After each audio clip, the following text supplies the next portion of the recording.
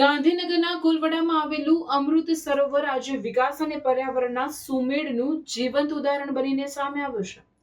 8.47 કરોડના ખર્ચે વિકસિત થયેલું આ સરોવર અગાઉ ડમ્પિંગ સાઇટ તરીકે ઓળખાતું હતું, પરંતુ મુખ્યમંત્રી ભૂપેન્દ્ર પટેલના માર્ગદર્શન હેઠળ તેને 1.10 લાખ ચોરસ મીટરના વિશાળ અને આકર્ષક પિકનિક સ્પોટમાં રૂપાંતરિત કરવામાં આવ્યું છે. 30,000 દેશી વૃક્ષોની હરિયાળી અને 182 મિલિયન લીટરની જળ સંગ્રહ ક્ષમતાવાળું આ અમૃત સરોવર હવે નાગરિકોની સુખાકારી સાથે પર્યાવરણ સંરક્ષણનું કેન્દ્ર બની રહ્યું છે. આધુનિક વોકિંગ ટ્રેક, શુદ્ધિકરણ પ્લાન્ટ અને કુદરતી સૌંદર્યથી સજ્જ આ સ્થળ પ્રકૃતિ પ્રેમીઓ માટે નવી ઓળખ બની ગયું છે. આવો જાણીએ આ પરિવર્તનની સંપૂર્ણ કહાની.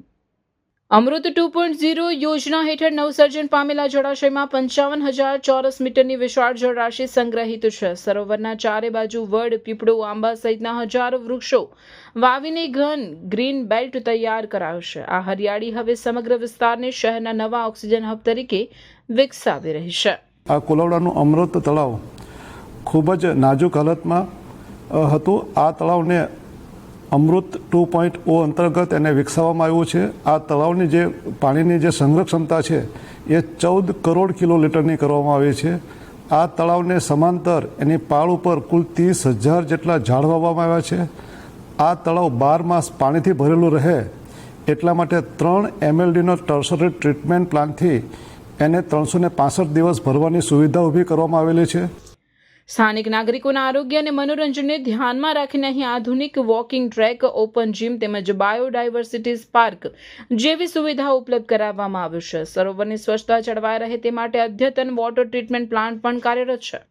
આ સમગ્ર આયોજનનો સીધો લાભ કોલવડા અને રાંધેજા વિસ્તારના રહીશોને મળી રહ્યો છે. અહીંયા વોકિંગ કરવા માટે વોકિંગ સ્ટ્રીટ બનાવેલી છે.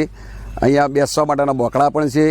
અહીંયા સિનિયર સિટીઝનો માટે સરસ એવો સમય પસાર કરવાનો, યોગ કરવાની જગ્યા તથા રમણીય સૌંદર્યમાં બેસી અને આનંદમય પક્ષીઓને કિલ્લો કરવાનો અને સરસ એવી તળાવની બધી પ્રકૃતિમય બનાવેલું છે. ગાંધીનગરમાં પુનઃ વિકાસ કરાયેલા 29 તળાવોમાં કોલવડાનું અમૃત સરોવર અગ્રેસર પ્રોજેક્ટ તરીકે ઓળખ મેળવી રહ્યું છે. પક્ષીઓના કલરવ, શીતળ પવન અને કુદરતી સૌંદર્ય વચ્ચે ધબકતું આ સરોવર આજે ટકાઉ વિકાસ અને પર્યાવરણ જતનનું ઉત્તમ મોડેલ બની ગયું છે.